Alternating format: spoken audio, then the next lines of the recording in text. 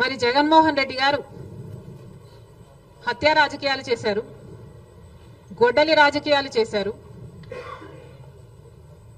హత్య చేయించిన వాళ్ళతో భుజాలు రాసుకొని తిరిగారు, సొంత చెల్లెళ్ళకే వెన్నుపోటు పొడిచారు, 5 కోట్ల మంది ఆంధ్ర రాష్ట్ర ప్రజలకు బీజేపీ పార్టీకి ప్రత్యేక హోదాను తాకట్టు పెట్టారు.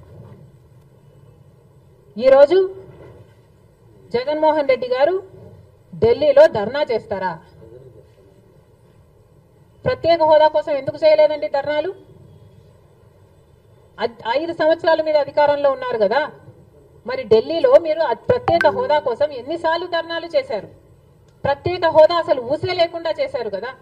ప్రత్యేక హోదా గురించి మీరు ఏ రోజు పట్టించుకోలేదు, పోలవరం గురించి మీరు ఏ రోజు పట్టించుకోలేదు, రాజధాని గురించి అని చెప్పి 3 రాజధానులను కన్ఫ్యూజ్ చేశారు. ఆఖరికి కడప స్టీల్ ఫ్యాక్టరీని కూడా మీరు పట్టించుకోలేదు.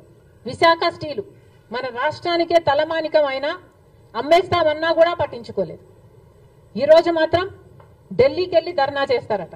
మీ కార్యకర్తను చంపేస్తే ఢిల్లీకి వెళ్ళి మీరు ధర్నా చేస్తున్నారే, మరి మీ సొంత చిన్నాన్నను చంపేసినప్పుడు మీరు ఢిల్లీలో ఎందుకు ధర్నా చేయలేదు న్యాయం కోసం? జగన్మోహన్ రెడ్డి గారు సమాధానం చెప్పాలి. కానీ వ్యక్తిగత మర్డర్లో మీ పార్టీకి సంబంధించిన 2 కొట్టుకొని చచ్చిపోతే ఈ రోజు మీరు ఢిల్లీకి వెళ్ళి ధర్నా చేస్తారా?